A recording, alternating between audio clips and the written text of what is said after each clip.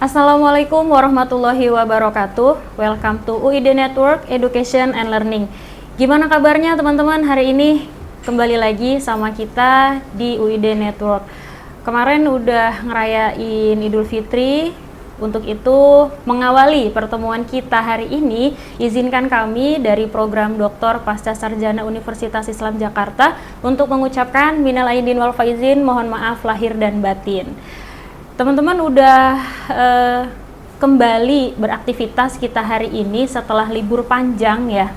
Nah, libur panjangnya kemarin kita kemana aja?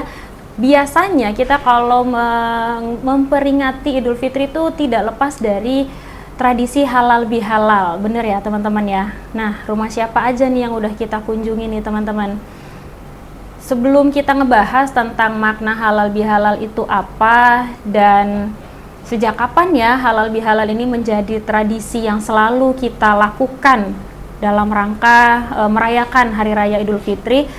Hari ini sudah bersama kita lagi narasumber kita. Izinkan saya untuk menyapa dulu ya teman-teman. Assalamualaikum Prof. Waalaikumsalam warahmatullahi wabarakatuh. Ketemu lagi kita. Ya, ketemu lagi dengan teman-teman di UID Network nih Prof. Ya, alhamdulillah ketemu lagi. Alhamdulillah ketemu lagi. Maaf lahir batin Prof. Minal aidin wal faizin.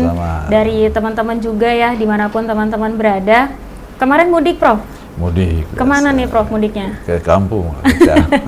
Kamu sendiri Ciamis. Iya, sama kita juga mudik. Nah, biasanya nih Prof ya, kita tuh kalau mudik Idul Fitri itu pasti salah satu tradisi yang kita lakukan adalah halal bihalal ya Prof ya. Nah, kita yang sudah terbiasa melakukan tradisi ini nih sebenarnya udah paham belum ya teman-teman halal bihalal ini apa gitu. Nah, untuk itu kita akan bertanya sama Prof hari ini terkait dengan temanya halal bihalal. Mungkin Prof bisa jelaskan ke kami maknanya apa nih Prof tentang tradisi ini. Halal bihalal kan begini, bahwa Ramadan itu ini dari segi penamaan dulu Ramadan, lalu kemudian segi pemahaman bangsa kita di Indonesia, khususnya para balik yang sering menceritakan tentang Ramadan. Ramadan itu kan diartikan sebagai masa kita katanya membakar. Sebenarnya bukan membakar, karena ini memang musim panas. Iya, panas banget nih Prof akhir-akhir ini. Panas karena waktu zaman dinamai Ramadan itu di Saudi, di kota Makkah itu memang sedang musim panas. Nah, Ramadan itu panas, Syawal itu sangat panas. Naik lagi sangat panas itu karena itu. Nah, lalu saya sampai kepada para mubalik mengatakan Ramadan itu adalah membakar dosa. Kira-kira gitu. Jadi mendekatkan makna Ramadan untuk kemudian konteksnya bulan Ramadan. Kita kan memang bulan itu adalah bulan Syahrul Maghfirah kan, itu seperti di mana merupakan bulan-bulan pengampunan. Kenapa? Karena kita banyak muhasabah. Doanya pun Allah binaka afun karim tibul afu wafu anni, kan selalu gitu. Mana dosa-dosa kita dan Allah kan kita mohonkan dimaafkan kepada Allah kan. Lalu kemudian dosa itu ketika berurusan dengan makhluk Allah itu sama manusia kan, Allah tidak bisa langsung memaafkan dosa kita dan orang lain. Sebelum orang lain itu kita minta maaf dulu kepada yang bersangkutan. Makanya dalam bahasa kitanya, ketika kita minta maaf kepada Allah, maafkan saya punya dosa, banyak dosa kepada teman-teman sepermainan saya, kira-kira. Kata Allah, ya minta maaf dulu sama dia, kira-kira begitu. Maka kemudian kita seringkali di akhir Ramadan itu kita bermaaf-maafan. Yang paling dekat dengan orang serumah, suami istri saling memaafkan. Kemudian kepada orang tua, karena itu memang orang tua itu orang yang paling lama dengan kita. Suami istri orang yang paling lama dengan kita. Maka pasti dalam banyak interaksi pasti kita banyak kesalahan. Nah, selain itu kan kita juga punya sepermainan masa kecil lah gitu. Setelah itu setelah kita dewasa, sudah mulai kita seorang yang balik, di mana kita sudah jadi mukallaf, kita sudah mulai dihitung, itu dikalkulating, kesalahan-kesalahan itu dicatat oleh para malaikat. Nah, itu kesalahan-kesalahan masa kecil itu kita sekarang hapuskan lagi, kita coba maaf, kita mintakan maaf kepada yang bersangkutan. Itulah muncul tradisi pulang kampung. Kenapa? Karena masa kecil kita di kampung gitu. Kalau orang kota kan nggak pulang kampung, kan di sini kan gitu. Nah kalau orang-orang kampung, ada masa kecil di kampung, maka dia mencari teman-teman sepermainan waktu masih zaman kecil, usia 15, 17 sampai 19 semuanya.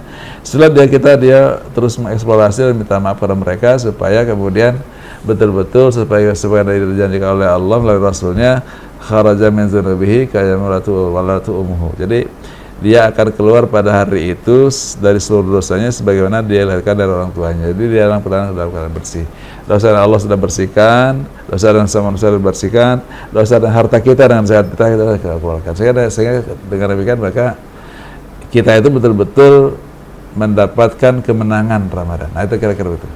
Intinya halal bihalal itulah menyempurnakan kemenangan kita, dosa kita dan Allah kita selesaikan. Jadi kalau sholatnya berapa yang tertinggal kita mintakan tobat. Kemudian zakatnya yang tidak terbayarkan mintakan tobat, gitu kan? Yang difitrahkanlah sekarang. Tapi fitrah yang zakatnya yang tertinggal tidak bisa dibayarkan, berarti maka Allah menyebutnya dengan memerintahkannya kita bayarkanlah sedekah kepada para fakir miskin. Maka banyak sedekah di bulan Ramadan itu, banyak sedekah supaya harta-harta yang termakan oleh kita yang tidak sempat terbayarkan pada fakir miskin itu dibersihkan oleh kita. Itu kira-kira. Jadi semua dengan Allah sudah selesaikan, dengan harta kita selesaikan, dengan teman-teman selesaikan, dan orang tua kita selesaikan, maka kemudian kita betul-betul menang dan jadi seorang bersih kembali. Itulah Idul Fitri. Jadi Idul Fitri al-bihalal itu merupakan dua penamaan, eventnya sama. Jadi kita menghalal bihalalkan, jadi kita menyelesaikan semua sangkut paut kita dengan orang-orang itu, dengan orang-orang yang sesama kita, seperti kita, untuk mendapatkan Idul Fitri kita, sehingga itu betul-betul kembali pada kebersihan kita. Oke, jadi itu dua hal yang berjalan bersama gitu, Prof. Betul, ya. Jadi untuk memperingati Idul Fitri, teman-teman, itu salah satunya dengan halal bihalal tadi. Tapi kenapa disebutnya halal bihalal ya, Prof? Ya? Nah ini kan merupakan khas Indonesia ya, khas Indonesia. Jadi Indonesia mungkin kalau di negara-negara lain mungkin tidak begitu populer juga halal bihalal itu, tapi memang khas Indonesia, di mana awalnya sebenarnya ini kan sekitar tahun 40-an lah, 1948 itu kasusnya itu. Kasusnya artinya event itu 1948, dan politik Indonesia sedang betul-betul kontraksi antara satu sama lain ya. Jadi nih, Bung Karno itu kan pemimpin bangsa. Di bawah Bung Karno itu ada kelompok nasionalis, ada kelompok agama, ada kelompok komunis, itu kan masing-masing punya ideologi. Ketika bisa disintesiskan kan gampang menyatukannya. Tapi ketika yang satu kiri satu kanan kan nggak bisa disatukan gitu loh. Akhirnya kemudian mereka tidak ada komunikasi, membeku satu sama lain, tidak ada komunikasi karena memang keinginannya beda-beda. Satu ingin ke sini, satu ke kiri, gitu. Satu ingin ke kanan, satu ingin ke kiri, gitu kan. Itulah kemudian terjadi benturan, membeku, terjadi benturan, maka kemudian Bung Karno bingung, ini harus melakukan apa kita berkomunikasi karena tidak bisa disintesiskan kan itu kan. Akhirnya kemudian nanya kepada Pak Kiai dan itu saya oleh beliau lah, orang dari NU namanya Kiai Habasbullah. Jadi kita bikin aja lah cara bela apa itu. Nah, halal bihalal itu adalah halal itu dalam bahasa Arab itu kan sebenarnya sama dengan satu akar kata dengan tahlili. Tahlil itu kan murai. Jadi mengurai kebekuan, gitu kan. Tapi dengan cara yang halal, gitu. Jadi, halalun bil halali, maka halalnya itu nakiroh, itu kan berarti semuanya termasuk apapun yang termasuk kebekuan komunikasi, kebekuan ideologi segala macam. Ini coba kita uraikan dengan cara yang halal, yaitu dengan cara kita mengadakan acara di mana semua orang berkepentingan di situ, yaitu agama. Karena baik yang nasionalis, baik yang agama maupun yang kemudian juga mungkin yang komunis juga berkepentingan dengan agama ini, kalau memang dia masih merasa dalam agama itu. Maka kemudian mereka namanya dengan halalun bil halal. Jadi cara menguraikan komunikasi yang memang terjadi kebekuan komunikasi itu, ada kontraksi antara satu kelompok dan kelompok yang lainnya, tapi dengan cara yang halal, di mana dia mengadakan acara di istana, acara keagamaan yang semua orang berkepentingan itu. Itu terjadi tahun 1948 kalau tidak salah. Dan kemudian kenapa menjadi populer? Karena memang dimulai di istana. bukan dimulai di masjid itu. Jadi kan dimulai di istana sehingga kemudian itu menjadi besar gitu, sampai sekarang maka menjadi bagian dari tradisi bangsa Indonesia. Kenapa? Karena dipelopori dan diinisiasi oleh pemerintah, oleh negara gitu kan. Itu awalnya. Jadi ada kontraksi antara kelompok-kelompok politik. Dan sebenarnya kontraksi politik sampai sekarang juga masih ada juga. Dan sebenarnya yang berkontraksi dalam politik umpamanya sekarang kelompok ini, kalau dalam halal bihalal kan menyatu juga kan itu. Dalam cara keagamaan halal kan dia menyatu juga. Mungkin ada salam-salaman lagi, ada komunikasi lagi, ada ngobrol lagi, ada hahihi dan sebagainya. Sehingga kemudian mulailah ada cair antara satu dengan lain.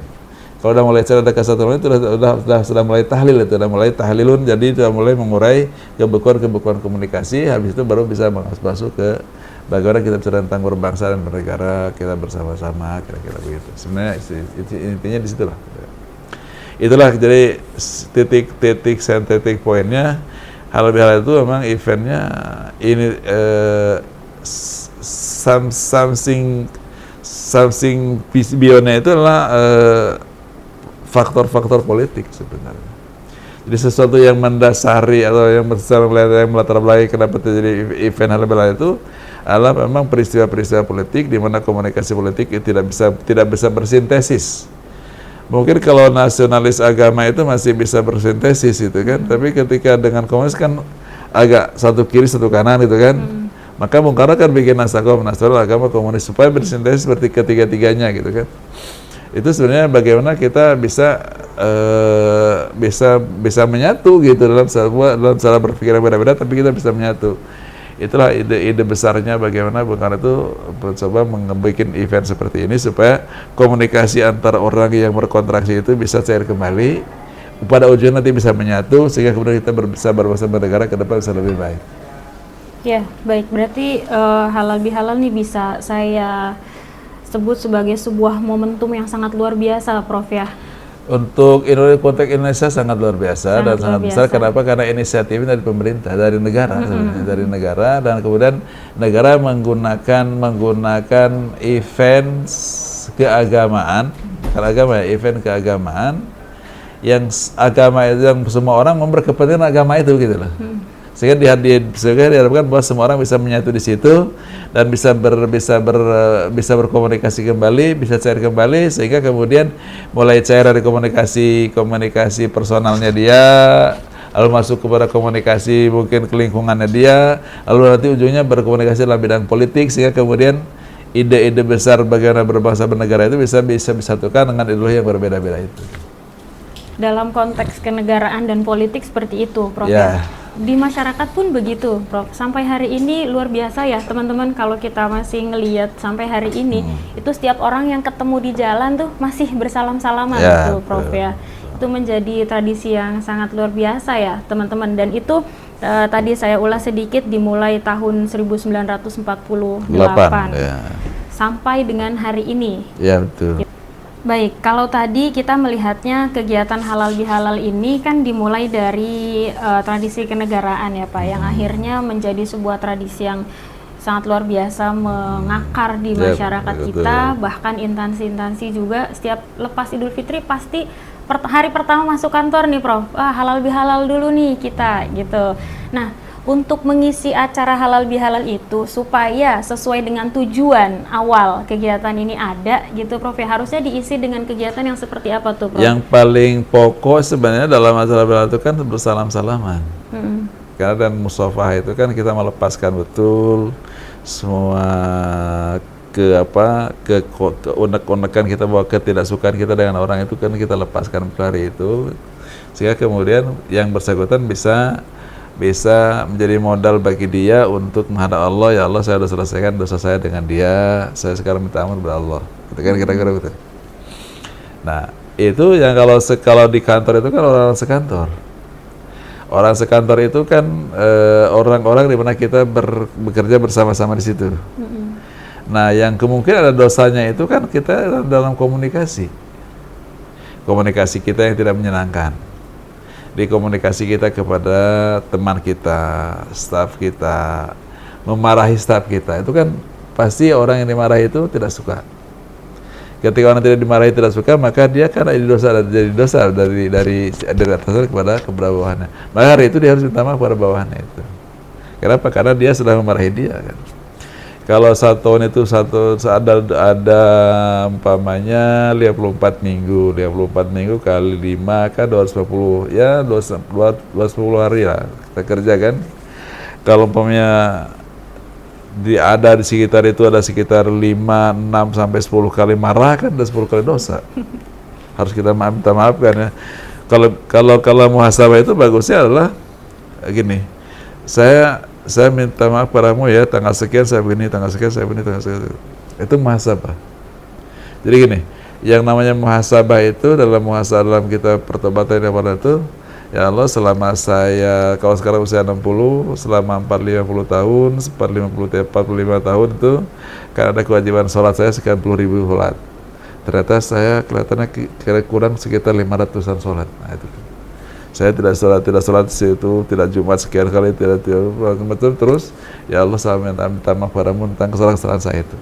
Berkali-kali disampaikan, sehingga pun sampai 30 malam atau sampai 30 malam, mungkin malam-malam terakhir itu Allah bisa memaafkan kita kan itu.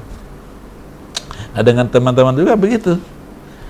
Teman kita, teman sejawat kita di kantor, saya telah mengarahi kamu begini, saya telah begini, kita mohon maaf gitu kan. Dan mungkin tidak terucap, tapi dengan kata-kata yang simbolis saja. Saya banyak dosa sama kamu, tolong ya maafkan saya selama ini. Ah kan itu. Dosa saya, apakah saya ngomong, saya pernah bentak kamu, macam-macam. Itu. Kemudian di luar itu kan masih banyak juga. Kan komunitas kita tidak hanya komunitas profesional, ada komunitas sosial, di mana kita bergaul dengan mereka, teman seolahraga, tapi di luar kantor kita. Itu kan juga mungkin teman kita yang memang dia bisa merasa tersinggung oleh kita gitu kan, karena soal komunikasi saja. Nah itu juga harus kita temui. Gitu. Itulah lebih halal, maka tidak hanya di kantor, tapi juga hari itu dia berkeliling kemana, gitu kan. Nah, yang tradisi pulang kampung itu kan ini rata-rata di negara-negara memang negara-negara yang memang majority muslim kan? Orang Islam lah. Di Indonesia, di India Assam ya, kemudian juga Pakistan itu kan punya tradisi seperti itu. Mereka pulang kampung. Kenapa? Karena di kampus sebelum dia ke kota itu kan di usia 24, 25 selesai. Tapi sebelumnya kan di kampus selama 10 tahun itu. Di mana dia berkomunikasi dengan temannya, dengan teman sepermainannya, dengan teman cinta pertamanya, kemudian seperti itu kan, dan pasti banyak ngebohonginnya gitu loh. Nah, ketika ngebohongin itu kan dia harus minta maaf, karena dia berdosa kan, gitu. Apalagi kemudian dia putus cinta segala macam, itu dengan mereka di sana kan, maka ditemui di kampung. Itulah tradisi halal bihalal di kita. Ide besarnya adalah supaya semua track yang jelek ini, track yang telah meribatkan dosa itu betul-betul terhapuskan selama bulan Ramadan, sehingga betul-betul menjadi Idul Fitri. Betul-betul kita kembali kepada bersih. Itu kira-kira. Iya, momen ini juga kalau kita bisa melihat seperti momen kita menurunkan ego ya Pak ya. Karena kalau nggak Idul Fitri kayaknya udah terlalu marah, nggak mau datang tuh Pak. Nah, momennya halal bihalal nih teman-teman. Kalau misalnya kita ingat-ingat lagi ke siapa kita belum minta maaf, yuk kita datengin sebagai bentuk peleburan kita untuk dosa-dosa kita ya Pak ya. Betul. Karena tadi Bapak bilang Allah akan ampunin kita kaitannya dengan dosa kita kepada Allah, tapi dosa kita kepada manusia tetap kita harus minta maaf kepada orang yang bersangkutan. Gitu ya Prof ya? Ya betul. Oke. Itu tadi kaitannya kalau misalnya kita hidup bermasyarakat di lingkungan kita. Nah, bicara tentang hidup bermasyarakat, hidup bersosialisasi, kita sebagai makhluk sosial yang hari ini ada di kampus nih Prof, tentunya kan perilaku kita dengan teman-teman kita sejawat di kampus, baik itu dengan teman-teman dosen atau dengan atasan kita, bahkan dengan mahasiswa nih Prof ya, khususnya mahasiswa, maaf ya teman-teman. Kalau dengan mahasiswa kita nih Prof, kira-kira hal-hal apa yang rentan sekali perilaku-perilaku menyinggung gitu Prof? Kalau gini, kalau seorang dosen memberi tugas kepada mahasiswa. Terus mahasiswanya itu berikan tugasnya itu tidak sesuai ekspektasi dosennya. Terus dosen mengatakan, kamu nggak berkualitas. Atau kira-kira itu mahasiswa tersinggung atau tidak? Iyalah Prof, tersinggung Ya, nanti tersinggung. mahasiswanya. Makanya itu adalah perbuatan dosa. Jadi dosen kepada mahasiswa itu sebenarnya akan banyak kasus mungkin dengan berbeda-beda kasusnya, tapi intinya bahwa komunikasi antar dosen mahasiswa itu walaupun komunikasi instruksional ya, komunikasi pembelajaran, tapi ketika itu membuat dia itu terganggu perasaannya, itulah disebut dengan mafsadah, muncul mafsadah. Ketika muncul mafsadah itulah dosa. Harus kita minta maaf pada dia kan. Makanya sebenarnya acara halal bihalal itu yang paling pokok itu memang kalau di kampus ya antara dosen dan mahasiswa. Kalau dosen kan urusannya dengan mahasiswa bukan dengan tendik. Betul Pak. Yang paling banyak itu dengan mahasiswa. Pokoknya gini, kita sebagai dosen bimbing skripsi kan. Ya nanti kamu bisa ketemu saya jam sekian ya, jam 2 ya, tanggal sekian jam 2 di sini. Kita pastikan. Dan kita dari situ, masa juga datang, bawa skripsinya atau bawa tesisnya atau bawa disertasinya kan. Dia katakan, sorry ya, saya barusan ditelepon Pak Rektor. Gitu kan. Kayaknya akan ada yang merasa ya dengan kalimat-kalimat begini nih Prof. Maaf ya teman-teman. Oke. Saya barusan ditelepon Pak Rektor, saya harus ketemu sekarang nih, gimana tuh? Akhirnya dia kan katakan, ya Pak, kami maklum Pak, kata kan? Iya. Kami maklum. Ada si dosennya kan ketemu Pak Rektor kan? Tapi di bawah ketutup siaran. Astagfirullahaladzim. Maklumnya di lisan ternyata ya. Nah kata-kata itu kan artinya ketika dia merasa terganggu, merasa termafsadakan, itu adalah perbuatan yang harus dosen harus minta maaf pada dia. Gitu kan. Atau kita harus bermaaf-maafan lah, tercela caranya kita kalau datang minta maaf kan mungkin juga agak sedikit tidak punya kebiasaan ya. Tapi memang harus ada komunikasi antara dosen dan mahasiswa itu. Jadi banyak hal baik ketika kita menjelaskan penjelasan, baik ketika membimbing, baik apalagi ketika menguji. Ketika menguji sampai masa ini kalimat pertamanya yang di mana ada subjek, mana ada subjeknya yang katakan gitu kan. Kamu ini bodoh sekali kata. Masa kata kalimat pertama dimulai dengan yang itu kan nggak benar katakan itu kan dia untuk mengatakan bahwa itu adalah kalimat yang salah, tapi kemudian dengan cara yang mengganggu orang lain, Jadi cara kita menguji skripsi, cara kita menguji tesis, disertasi, ketika kemudian menjelekkan anak itu, menjelekkan masa itu, kan dia juga akan terganggu, gitu kan. Akan terganggu. Gitu kan. Demikian juga dengan mahasiswa. Wah, dosen kita satu itu killer banget. itu kan namanya gibah gitu kan. Yang kayak gitu harus dilepaskan semuanya pada ada event halal bihalal ini, sehingga kemudian ya halal bihalal itu sebenarnya kesempatan yang terbaik yang Allah berikan kepada kita ya, melalui tradisi syariahnya, melalui Rasulullah kan ada tradisi bermaaf-maafan, musafahah di Indonesia dikembangkan jadi halal bihalal, itu menjadi salah satu tools dari agama kita untuk supaya kita betul-betul menjadi orang yang ideal betul dengan ibadah puasa ini. Kenapa? Karena pada akhirnya bahwa idealitas seseorang itu adalah semakin dekat di kita dengan Tuhan, maka akan semakin baik. Semakin dekat kita dengan Allah, maka akan semakin kita mendapatkan kebahagiaan bersama Allah ya. Tapi dekat itu bukan dekat dalam pengertian jarak, tapi dekat dalam pengertian hakikatnya. Hakikat Allah itu kan maha bersih.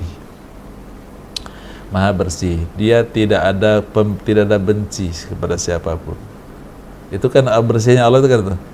Ya Allah itu maha bersih. Dia mencintai makhluknya yang sangat taat. Waliullah itu dia benci makhluknya yang kadang-kadang taat, kadang-kadang tidak taat.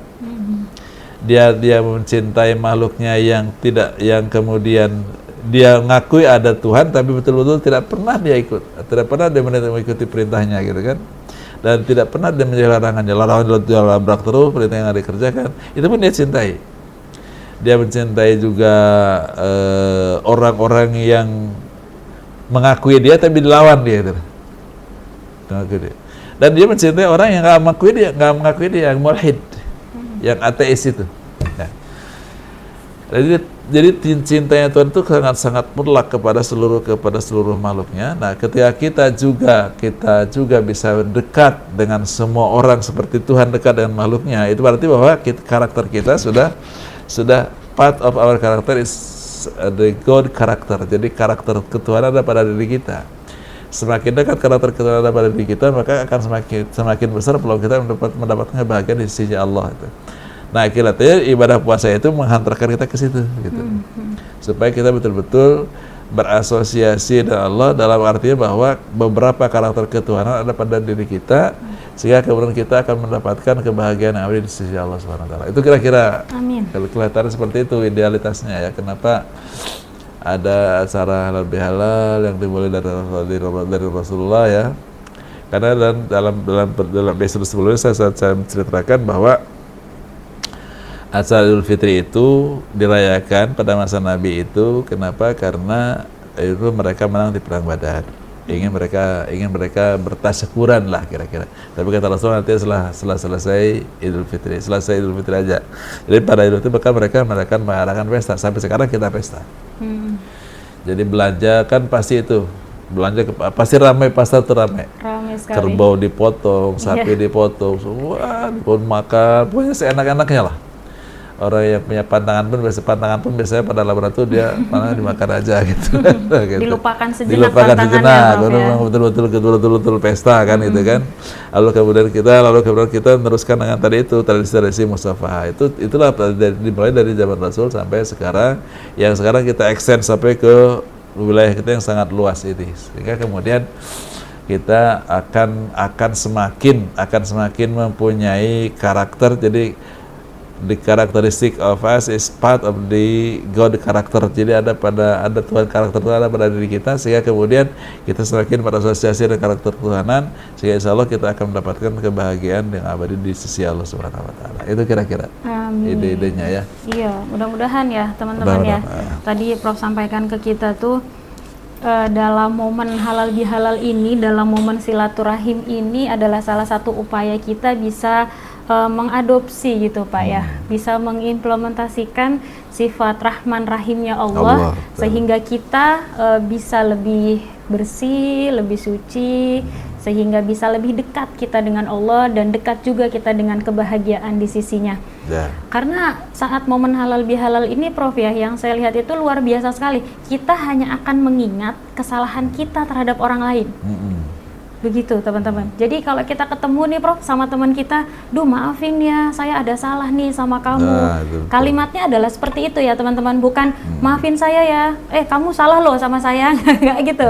Iya, ini adalah momen yang luar biasa, kita mengakui, menurunkan ego kita yang sangat luar biasa teman-teman. Di momen ini kita ingat semua kesalahan kita ingat semua dosa-dosa kita, sehingga kita merasa bahwa kita perlu meminta maaf juga kepada sesama manusia, Prof ya. Ya betul. Ya begitu teman-teman. Dan saya tambah lagi bahwa semakin tinggi jenjang pendidikan kita, bukan kita ditahan untuk semakin sombong. Kan semakin tinggi pendidikan kita, istri kan sampai ke S3 di UID kan, berarti bukan arti bahwa kita sudah selesai S3 di UID itu, udah doktor, kembali ke situ, dia nganggap, kamu ngapain baru S2, tidak begitu. Jadi tidak boleh orang semakin tinggi, dia semakin sombong, karena kesombongan itu akan terus melahirkan berbagai perbuatan-perbuatan, tindakan-tindakan yang kemudian menyinggung orang lain, lalu kemudian menjadi dosa kan. Maka kemudian baiknya semakin tinggi itu, kita semakin tinggi tingkat pendidikan kita, semakin tinggi juga kasih sayang kepada orang lain. Bukan kesombongannya, bukan arogansinya, dan juga bukan dia punya kewenangan untuk membuli orang lain sebagainya, tidak.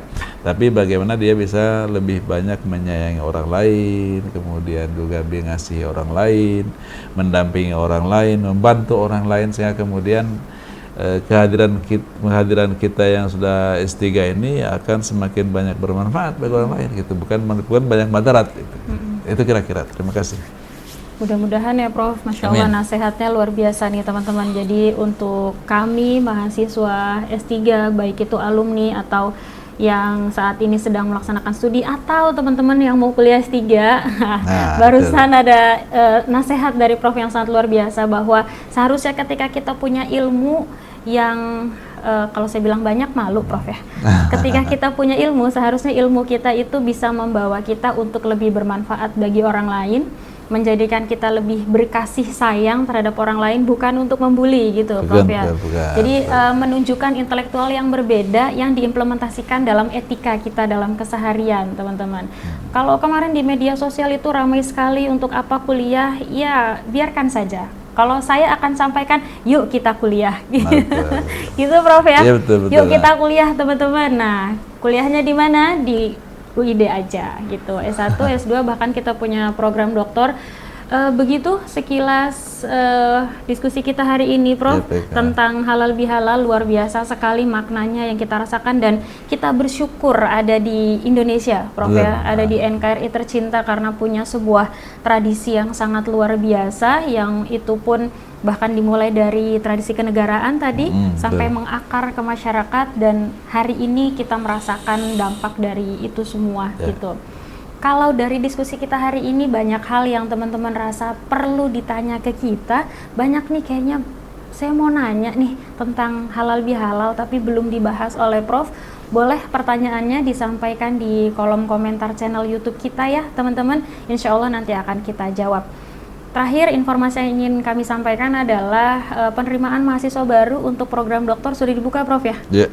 Sudah dibuka teman-teman, silahkan melalui pmbuid.ac.id atau boleh langsung datang ke kampus kita di Jalan Balai Rakyat Utan Kayu.